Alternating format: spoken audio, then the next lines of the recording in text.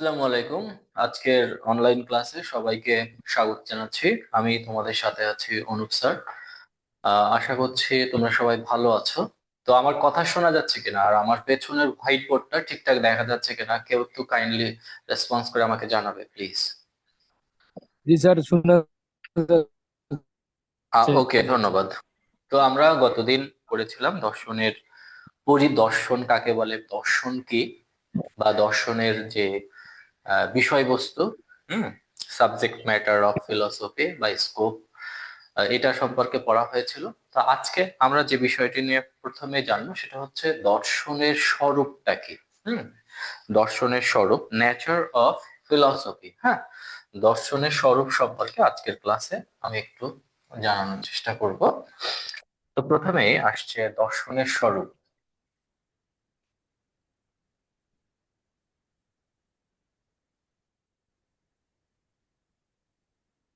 দর্শনের স্বরূপ অর্থাৎ নেচার অফ ফিলসফি।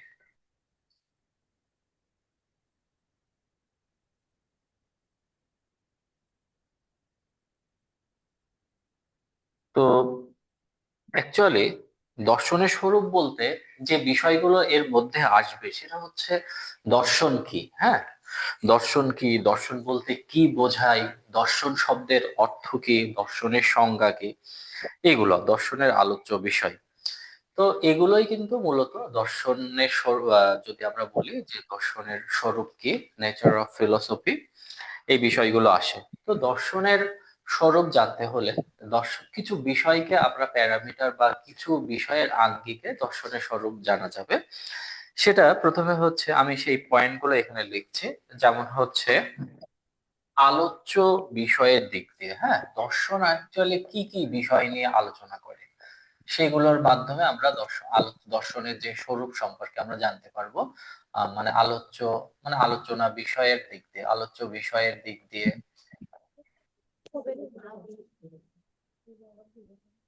তারপরে রয়েছে লক্ষ্যের দিক দিয়ে।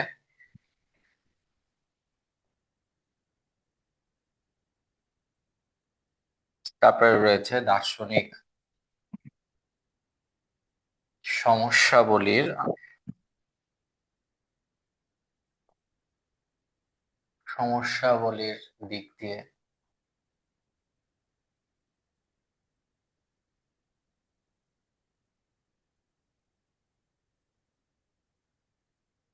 পদ্ধতিগত দিক থেকে।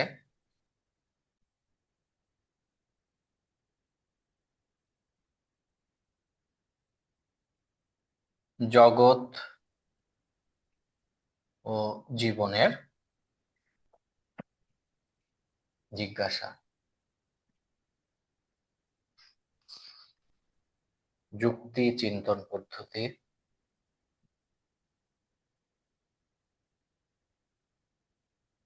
যুক্তি চিন্তন পদ্ধতি। তো অ্যাকচুয়ালি আলোচ্য বিষয়ের দিকের যদি কথা বলি, তাহলে এখানে যে বিষয়টি আসে, দর্শন অ্যাকচুয়ালি কি কি বিষয় নিয়ে আলোচনা করে, দর্শনের আলোচনার বিষয়গুলো কি কি, এই সম্পর্কে দর্শন কি আলোচনা করে। তো অন্যান্য বিজ্ঞান, যেমন কোনো একটা, আমি গত ক্লাসেই বলেছিলাম, অন্যান্য বিজ্ঞান হয়তো কোনো একটা সুনির্দিষ্ট বিষয় নিয়ে আলোচনা করে, তার একটা নিজস্ব বিষয়বস্তু থাকে। তাই সেসব বিষয়গুলোর বিষয়বস্তু, আলোচনার বিষয়বস্তু থেকে বা সেই কোন বিষয়গুলো নিয়ে আলোচনা করে সেই বিষয়গুলো থেকে আমরা খুব সহজেই সেই বিষয়টি স্বরূপ সম্পর্কে জানতে পারি। কিন্তু দর্শন এমন একটা বিষয় যে মানব অভিজ্ঞতার এমন কোনো দিক নেই যা নিয়ে দর্শন আলোচনা করে না। সমস্ত কিছুর মধ্যে, সমস্ত আলোচনার মধ্যে দর্শনের উপস্থিতি রয়েছে, দর্শনের রয়েছে সরব উপস্থিতি। এমন কোনো দিক নেই যে দিকগুলো নিয়ে দর্শন আলোচনা করে না। সেজন্য আসলে আলোচ্য বিষয়ের দিক থেকে দর্শনকে জানা বেশ কষ্টসাধ্য হয়ে পড়ে। কিন্তু তারপরও আমরা উম, জানার চেষ্টা করি যে দর্শনের যেমন হচ্ছে বিশ্বতত্ত্ব, তারপরে কি কি বিষয় নিয়ে আলোচনা করে, বিশ্বতত্ত্ব নিয়ে আলোচনা করে, এই বিশ্ব কিভাবে সৃষ্টি হয়েছে, তারপরে হচ্ছে তোমার যে বিশ্বের উৎপত্তি, দেশ কাল, তারপরে জড় জগৎ, জীব, তারপরে বিবর্তন, এই সমস্ত কিছু নিয়ে দর্শন আলোচনা করে। তারপরে তত্ত্ববিদ্যা নিয়ে আলোচনা করে। তারপরে মনোদর্শন, মনের বিভিন্ন, মনের সাথে আত্মার সম্পর্ক নিয়ে আলোচনা করে। তারপরে দেহ ও মনের সম্পর্ক নিয়ে আলোচনা করে, ইচ্ছা স্বাধীনতা নিয়ে আলোচনা করে, এই মনোদর্শনের বিষয়বস্তু এগুলো। তারপরে রয়েছে জ্ঞান সম্পর্কে আলোচনা করে, জ্ঞান বিদ্যা, জ্ঞানের উৎপত্তি, সীমা পরিসীমা। তারপরে রয়েছে তোমার মূল্যবিদ্যা, দর্শনের উম, যে বিভিন্ন বিষয়গুলোর মূল্যায়ন করে থাকে, মানে দর্শনের যে আলোচনার বিষয়বস্তু আছে তার মধ্যে মূল্যবিদ্যা, এই মূল্যবিদ্যার আর বেশ কিছু সাবজেক্ট আছে, যেমন বলা হয়ে থাকে যে নন্দন তত্ত্ব, তারপরে তোমার নীতিবিদ্যা, যুক্তিবিদ্যা, এগুলো হচ্ছে মূল্য সম্পর্কিত বিদ্যার বা মূল্যবিদ্যার যে অন্তর্ভুক্ত বিভিন্ন শাখা। তো এখন এগুলোর মাধ্যমে দর্শনকে জানা বেশ কষ্টসাধ্য, কারণ এতগুলো বিষয়, কোনো স্পেসিফিক বিষয় নেই।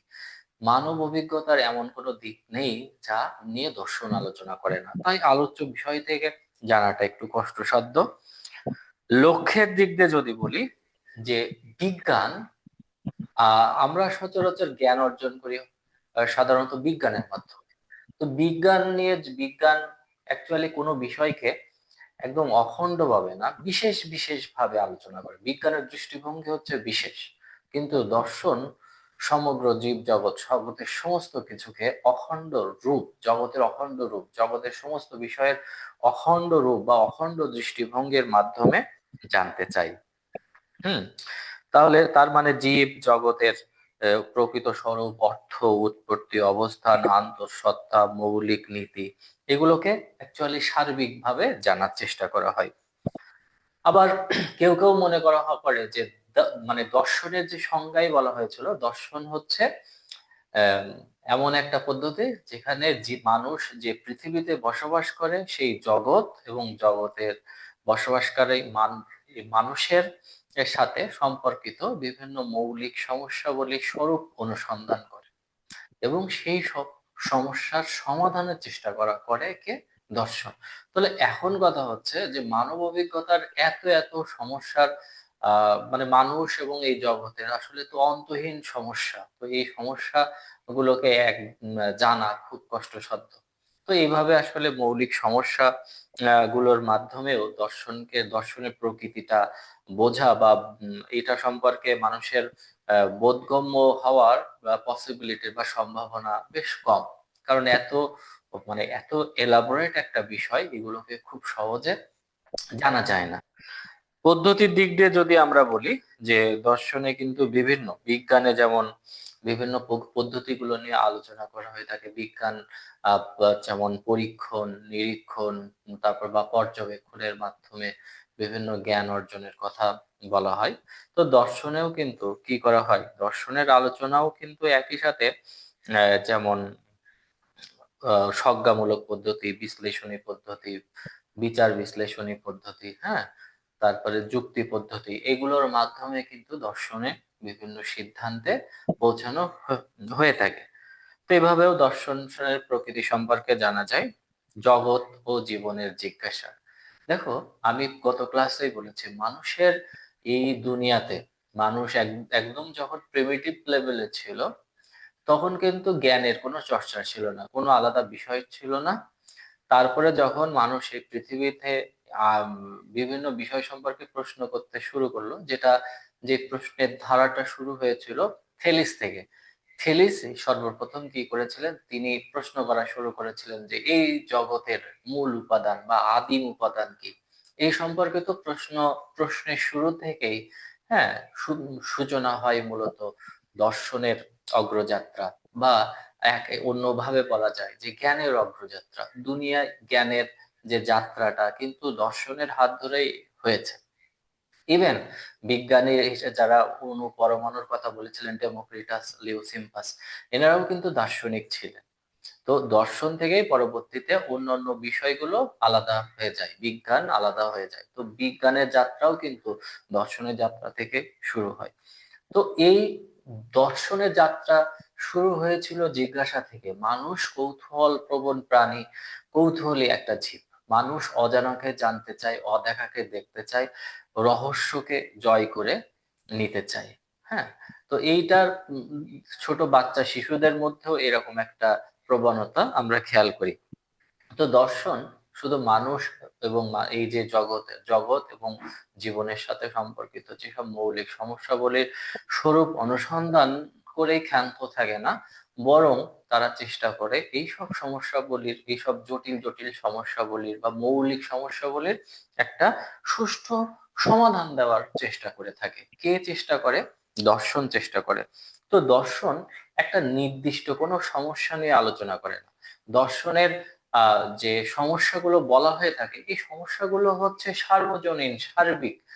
মানে প্রত্যেকটা, মানে মানুষের জীবনের সাথে, জগতের সাথে প্রত্যেকটা সমস্যাই আসলে দর্শনের সমস্যা হিসেবে বলা হয়ে যায়। তো এখন বর্তমান যে যান্ত্রিক দর্শন, শুধু যে অনেকে বলে থাকে দর্শন মনে হয় তাত্ত্বিক, দর্শন তাত্ত্বিক, এটার মূলত তাত্ত্বিক আলোচনার মধ্যেই এর জ্ঞানটা সীমাবদ্ধ। তোমাদের মনে রাখতে হবে, দর্শন তাত্ত্বিক আলোচনার মধ্যে সীমাবদ্ধ না, দর্শনের আলোচনা আরো পরিসর ব্যাপক। বর্তমান যুগে দর্শন শুধু তাত্ত্বিক আলোচনার মধ্যেই ক্ষান্ত নয়, বরং দর্শনের আলোচনাটা এখন বেশি প্রাসঙ্গিক, আমাদের জীবনের ক্ষেত্রে প্রাসঙ্গিক যেসব সমস্যাগুলো রয়েছে, সেই সব সমস্যাগুলোর একটা ব্যবহারিক সমাধান দেওয়ার চেষ্টা করা হচ্ছে দর্শনের মাধ্যমে। যেমন আমরা ঊনবিংশ শতাব্দীতে যে এক আমেরিকান যে দার্শনিক আন্দোলন প্রয়োগবাদ, বাদের কথা যদি আমরা বলি, প্রয়োগবাদে কিন্তু বলা হয় এটাই হচ্ছে আমেরিকান একটা দার্শনিক আন্দোলন, আমেরিকানদের নিজস্ব দর্শন। সেখানে বলা হয়ে থাকে যে দর্শন মানেই হচ্ছে মানুষের উপকারে বা মানুষের কল্যাণে যে সমস্যাগুলো, যে আলোচনাগুলো কাজে আসে, সেটাই প্রকৃত দর্শন। হ্যাঁ। তো এভাবে দর্শন বর্তমানে যে যান্ত্রিক যুগের জীবন এবং জগতের কেন্দ্রবিন্দু হিসেবে মানুষের সমস্যাগুলোর মানে সমাধান করা, মানে শুধু স্বরূপ অনুসন্ধান না, সমাধান করার প্রচেষ্টা চালাচ্ছে। যুক্তি চিন্তন পদ্ধতি সম্পর্কে আমরা যদি বলি, যে দর্শনের লক্ষ্য, দার্শনিক সমস্যা, দার্শনিক আলোচনার পদ্ধতি, হ্যাঁ, ইত্যাদি পর্যালোচনা এবং মূল্যায়ন করতে হবে। দর্শনকে যদি আমরা দর্শনের স্বরূপ সম্পর্কে সঠিক ধারণা যদি না পাই, তাহলে একটা বিরূপ ধারণা সৃষ্টি হতে পারে। দর্শনের আলোচ্য বিষয়, দর্শনের লক্ষ্য, দার্শনিক সমস্যা, দার্শনিক আলোচনার পদ্ধতির মূল্যায়ন থেকে আমরা আহ দর্শনের প্রকৃতিটা বোঝার চেষ্টা করব। তো দর্শন মানে হচ্ছে এই যে জীবন এবং জগতের সাথে সম্পর্কিত যত ধরনের মৌলিক সমস্যাবলীগুলো আছে, সেগুলোর একটা যুক্তিপূর্ণ আহ, সমাধান দর্শনের মাধ্যমে করা হয়ে থাকে। তো দর্শন শুধুমাত্র বিশ্লেষণই না, সংশ্লেষণীয়। হ্যাঁ, দর্শন শুধু বিশ্লেষণই নয়, দর্শনের মধ্যে সংশ্লেষণের ব্যাপারটাও জড়িত রয়েছে। তো এইভাবে দর্শন কি করে থাকে? দর্শন তার নিজস্ব যেসব পদ্ধতিগুলো রয়েছে, তার সেইগুলোর মাধ্যমে দর্শন কি করে আমাদের এই জীবনের, যান্ত্রিক জীবনের সাথে সম্পর্কিত বিভিন্ন সমস্যার সমাধানের কাজ করে থাকে। তো এটাই হচ্ছে দর্শন, মূলত এমন একটা জ্ঞান যা সত্যের অনুসন্ধানে যুক্তি চিন্তনের মাধ্যমে সত্তা এবং জগৎ সম্পর্কিত বিভিন্ন সমস্যাগুলো সম্পর্কে সূক্ষ্ম এবং যুক্তিসম্মত একটা আলোচনা, আম, প্রচেষ্টা চালায়। মানে আমরা যদি খুব সহজ ভাবে বলি, আমাদের এই জীবন এবং জগতের সাথে যে সকল সমস্যাগুলো রয়েছে, সেগুলো স্বরূপ সন্ধান করে সেগুলোর একটা সমাধানের প্রচেষ্টার নামই হচ্ছে দর্শন। এখানে দর্শন যখন এই সমস্যার স্বরূপ অনুসন্ধান করে এবং সমস্যাগুলোকে যখন কি করে, যে সমাধান দেওয়ার চেষ্টা করে, তখন অবভিয়াসলি দর্শন অন্ধবিশ্বাস এবং কুসংস্কার মুক্ত হয়ে এক সম্পূর্ণ যুক্তি এবং বুদ্ধির আলোকে যৌক্তিকভাবে এই সমস্যাগুলোর স্বরূপ অনুসন্ধান করবে এবং সেই সমস্যার সমাধান দেওয়ার চেষ্টা করবে। এবং এটাই হচ্ছে দর্শনের প্রকৃতি, নেচার অফ ফিলসফি। তো তোমাদের সিলেবাসে মূলত দর্শনের স্বরূপ এবং প্রকৃতির রয়েছে। আমরা গত ক্লাসে দর্শনের বিষয়বস্তু নিয়ে আলোচনা করেছিলাম। আজকে আমরা আরো বেশ কিছু বিষয় নিয়ে আলোচনা করব। সেটি হচ্ছে তোমাদের দর্শনের সাথে যে রিলেশন, যোগদান। সায়েন্স, বিজ্ঞানের সাথে সম্পর্ক, ধর্মের সাথে সম্পর্ক খালু এবং কি জীবনের থাকিবে সাথে তোর বাতায়? সম্পর্ক আছে। এইগুলো নিয়ে আমরা আজকের ক্লাসে মূলত আলোচনার চেষ্টা করব। তো আমরা দর্শনের স্বরূপ নিয়ে আমরা আলোচনা করলাম। আচ্ছা হ্যাঁ, তো এখন আমরা যেটা নিয়ে আলোচনা করব সেটা হচ্ছে দর্শনের সাথে হুম যে কি আমার কথা শোনা যাচ্ছে? শোনা যাচ্ছে স্যার। আচ্ছা, এখন আমরা দর্শনের সাথে বিজ্ঞানের কি সম্পর্ক রয়েছে, হ্যাঁ, দর্শনের সাথে বিজ্ঞানের কি সম্পর্ক রয়েছে সেটা নিয়ে আলোচনা করব।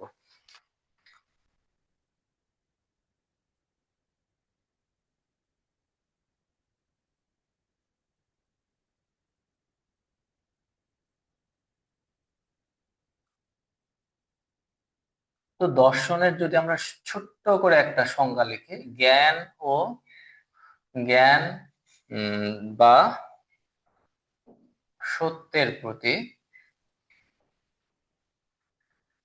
অনুরাগকে, জ্ঞান বা সত্যের প্রতি অনুরাগকে কি বলে? দর্শন বলা হয়।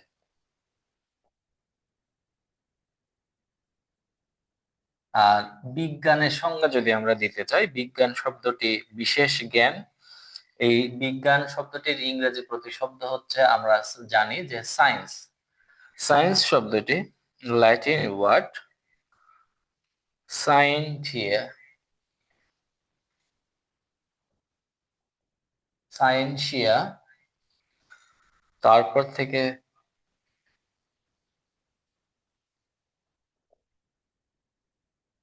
সায়েন্স হুম থেকে উদ্ভূত। সায়েন্স, সায়েন্সিয়া, এটা হচ্ছে মনে রাখতে হবে ল্যাটিন ওয়ার্ড। আর আমি যদি বলি ফিলোসফি শব্দটির মানে উৎপত্তি কোন কোন ভাষার শব্দ থেকে, তাহলে কি বলবে? গত ক্লাসে বলেছিলাম ফিলোসফি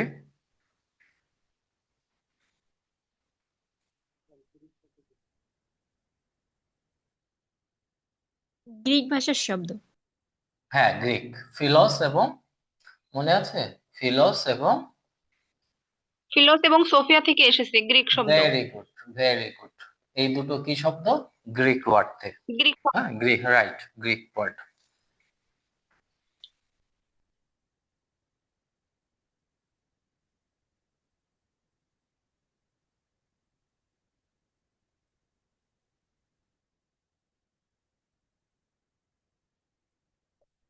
বিজ্ঞানের কাজ মূলত সঠিক ও সন্তোষজনক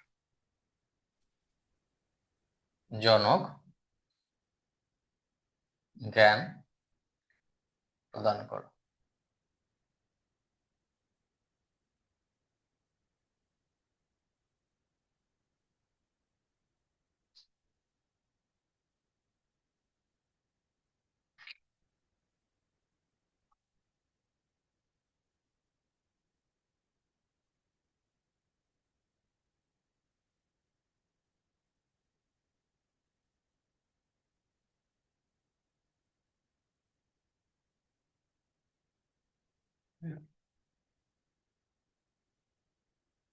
বিজ্ঞান এবং দর্শন উভয়ই সত্যের দ্বার উন্মোচন করতে চায়।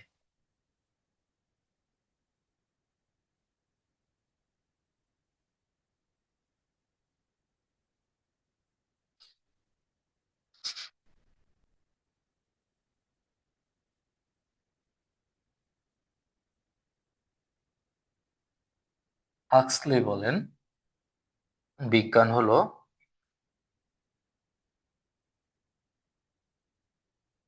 পরীক্ষিত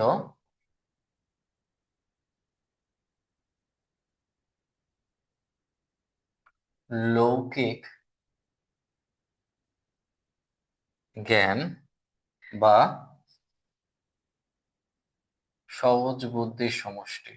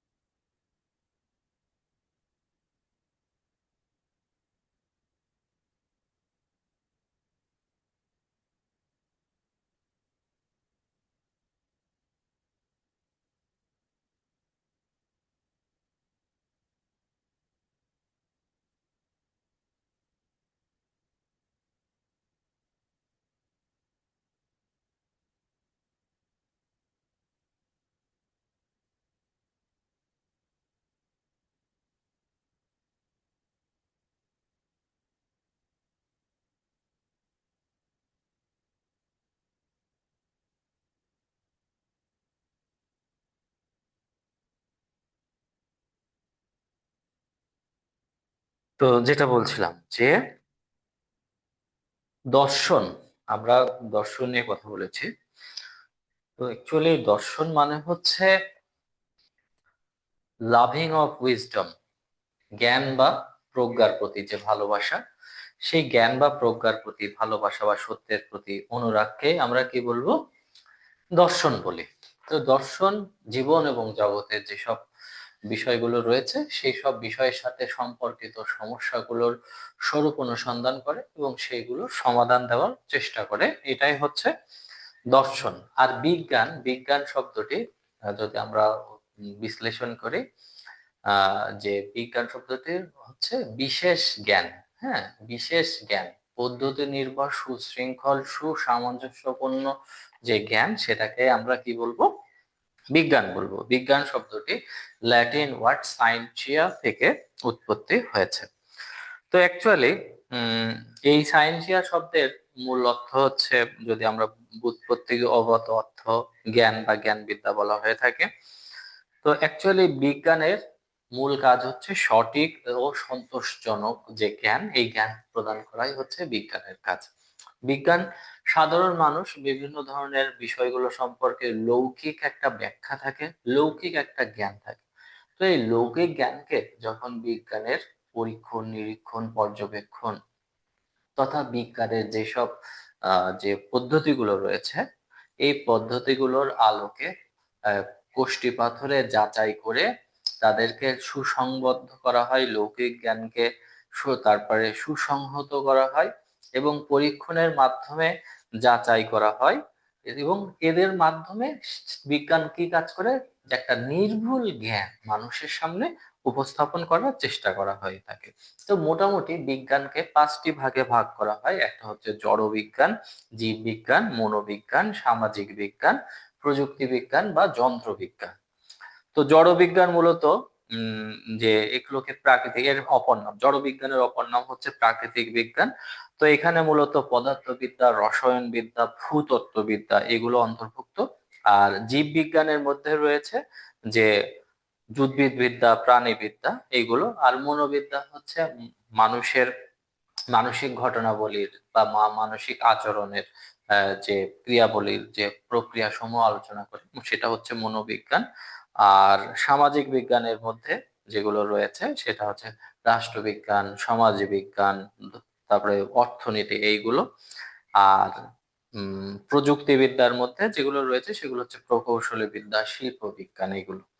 তো দর্শন আর বিজ্ঞানের মধ্যে যদি আমরা সাদৃশ্য খোঁজার চেষ্টা করি, দর্শন এবং জ্ঞান উভয়ই কিন্তু জ্ঞান নিয়ে আলোচনা করে। মানে দর্শন এবং বিজ্ঞান উভয়ের মূল আলোচনার কেন্দ্রবিন্দু হচ্ছে জ্ঞান।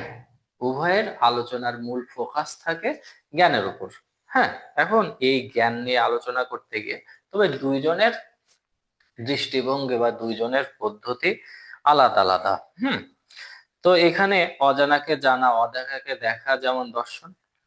দর্শন কি করতে হয়, দর্শনের মাধ্যমে দার্শনিকরা অনুসন্ধান করে সমস্যা। বিজ্ঞানও তার নিজস্ব দৃষ্টিভঙ্গি, নিজস্ব আলোকে বিভিন্ন জীবন এবং জগতের সমস্যার সমাধান করার চেষ্টা করে থাকে। তো বিজ্ঞান মূলত হচ্ছে পরীক্ষিত সুশৃঙ্খল লৌকিক জ্ঞান বা সহজ বুদ্ধির সমষ্টি।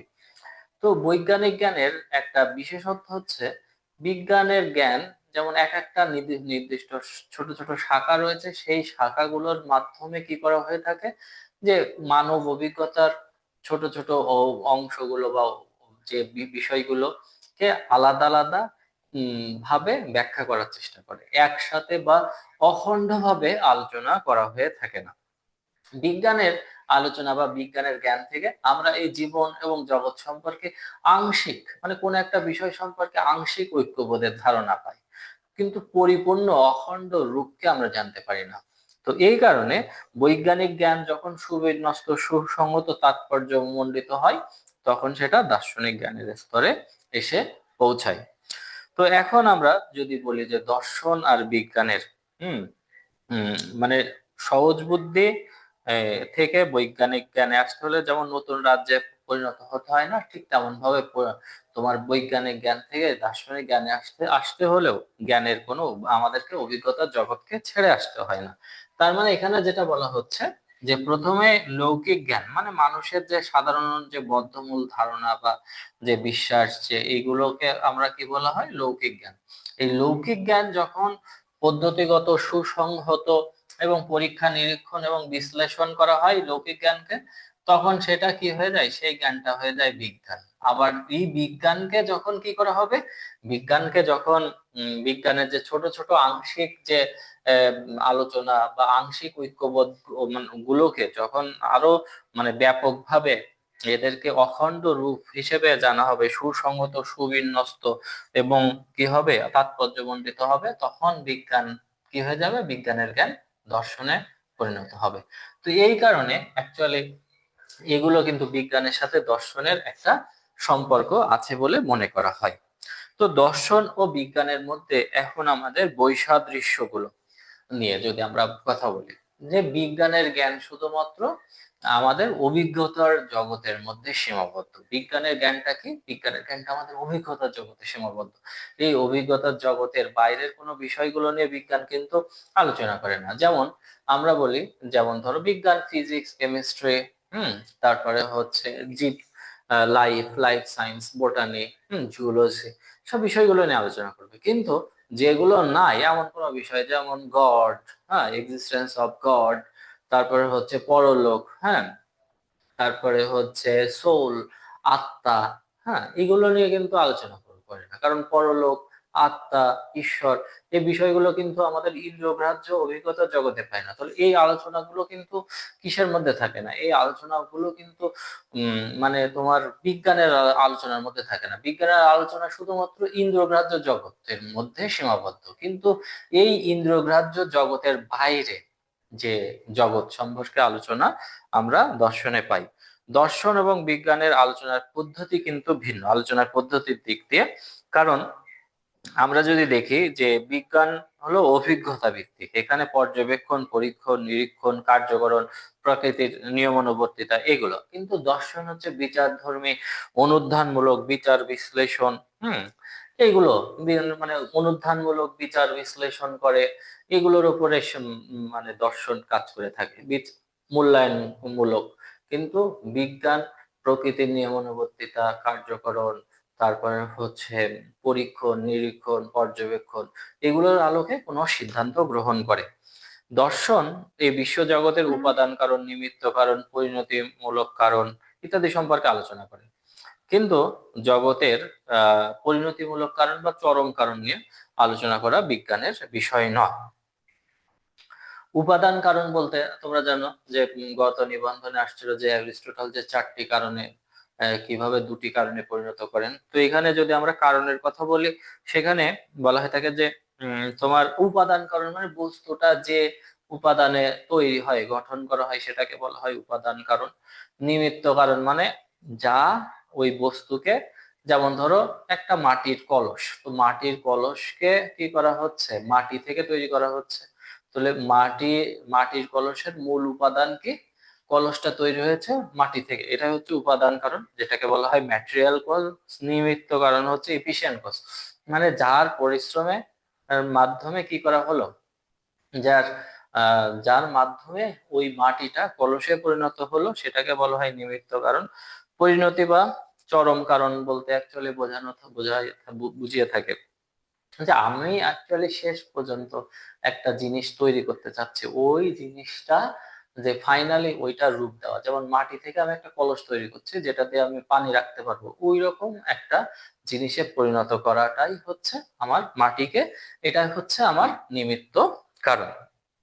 তো দর্শন মূলত কি করে, দর্শনের মধ্যে উম যে আমরা দেখি যে এইভাবে আলোচনা করা করা থাকে। কিন্তু এখানে চরম কারণ বা বিজ্ঞানের যে পরিণতিমূলক কারণ, এগুলো নিয়ে আলোচনা করা ইয়ানা। দর্শন মূলত সত্য, সুন্দর, মঙ্গল, এগুলোর আলোকে আলোচনা করে, সমস্ত কিছুকে ব্যাখ্যা বিশ্লেষণ করে। কিন্তু বিজ্ঞান শুধুমাত্র সত্যের সাধক, এখানে সুন্দর বা মঙ্গলের বিষয়বস্তুকে মনে হয় না। কারণ বিজ্ঞান শুধুমাত্র বিভিন্ন বিষয়গুলো আবিষ্কার করে, জটিল জটিল প্রাকৃতিক রহস্য, নতুন নতুন জিনিস আবিষ্কার করে। কিন্তু এটার সাথে সুন্দর বা মঙ্গলের বিষয়টি জড়িত কি জড়িত নয় এ বিষয়গুলো থাকে না। কারণ এই বিষয়গুলো থাকলে বিজ্ঞান কিন্তু রাসায়নিক মারণাস্ত্র আবিষ্কার করতে পারতো না, পিস্তল আবিষ্কার করতো না। এই বিষয়গুলো তাদের দেখার বিষয় না, তাদের দেখার বিষয় যে কোনো বিষয় জিনিস সম্পর্কে একটা আবিষ্কার করা। তো এখানে মানে সুন্দর এবং মঙ্গলের বিষয়টি ওইভাবে উপস্থিত থাকে না, যেটা দর্শনের মধ্যে থাকে। তো অ্যাকচুয়ালি দর্শন পরম মূল্যের স্বরূপ অনুসন্ধান করে, বিজ্ঞান শুধুমাত্র পরিমাণগত দিক নিয়ে আলোচনা করে, যে একটা জিনিসের বাস্তব যে দিক এটা নিয়ে আলোচনা করে। তো দর্শনের আলোচনার পরিসর অনেক ব্যাপক, হলেও এক অর্থে বিজ্ঞান শ্রেষ্ঠত্বের দাবি রাখতে পারে। মানে দর্শনের আলোচনার পরিসর কিন্তু বিজ্ঞানের আলোচনার পরিসর থেকে অনেক ব্যাপক। বিজ্ঞানের আলোচনার পরিসর আরো সংক্ষিপ্ত, কিন্তু সেই তুলনায় দর্শনের আলোচনার পরিসর অনেক অনেক ব্যাপক। কিন্তু তারপরও বিজ্ঞান একদিক দিয়ে শ্রেষ্ঠ, সেটা হচ্ছে বিজ্ঞান স্বল্প পরিসরে বিশুদ্ধ অভিজ্ঞতার মধ্যে বিজ্ঞানের আলোচনা থাকে বলে বৈজ্ঞানিক ব্যাখ্যা সুষ্ঠু ও সর্বজন গ্রাহ্য হয়। মানে বিজ্ঞানে তোমরা একটা জিনিস দেখে থাকবে যে কোনো একটা বিষয় সম্পর্কে যখন একটা মতবাদ দেওয়া হয়, সেই মতবাদ সম্পর্কে কিন্তু সবাই মোটামুটি অভিন্ন একটা দৃষ্টিভঙ্গি পোষণ করে। যে একজন বিজ্ঞানী যা বললেন যে মানুষ ধরো গাছ থেকে অক্সিজেন গ্রহণ করে বা প্রকৃতি থেকে অক্সিজেন গ্রহণ করে আর কার্বন ডাই অক্সাইড ত্যাগ করে।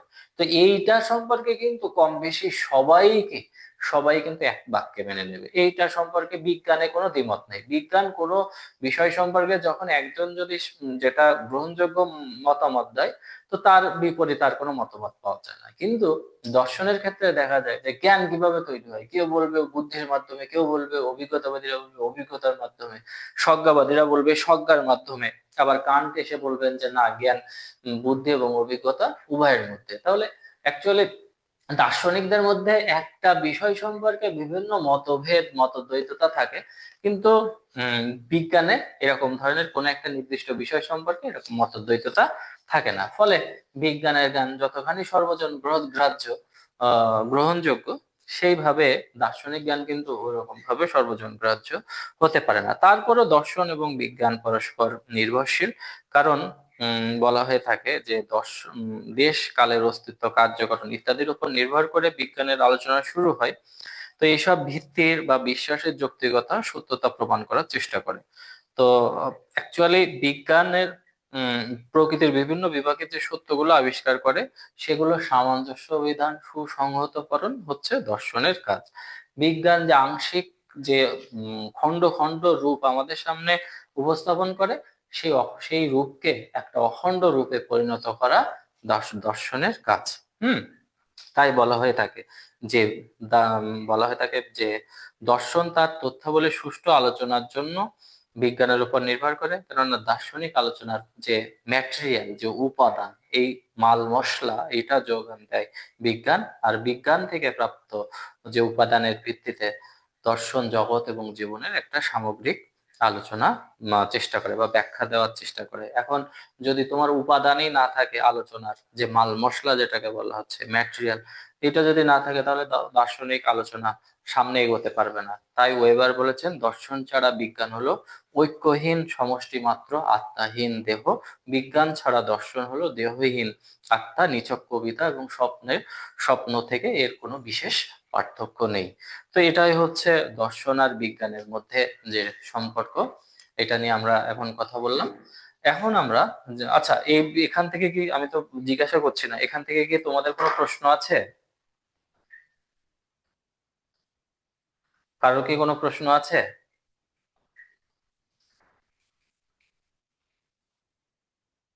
না স্যার। আচ্ছা, প্রশ্ন না স্যার, না বলতে থাকলে, হবে না। আচ্ছা আমি অ্যাকচুয়ালি আমি যেটা বলছি যে আমি অ্যাকচুয়ালি প্রথমে একটু প্রত্যেকটা বিষয় সম্পর্কে তোমাদের ওভারঅল একটা আলোচনা করব, তারপরে আমরা এমসিকিউ গুলো নিয়ে কথা বলবো। হ্যাঁ, এমসিকিউ আমি লাস্ট ইয়াতে করছি, হ্যাঁ লাস্টে আলোচনা করছি। জি স্যার, এটাই ভালো হয়। ডিটেলস আলোচনা করার পরে এমসিকিউ হ্যাঁ, আকারে এমনি নিজের কাছে সহজ লাগবে। হ্যাঁ, তার মানে তখন তোমাদের কাছে ওই এমসিকিউ গুলো সহজ হবে। আমি প্রত্যেকটা বিষয় সম্পর্কে মানে কিছু পয়েন্ট আলোচনা করব, তারপরে ওইটার উপরে এমসিকিউ গুলো তখন পরবর্তীতে আমি কথা বলবো।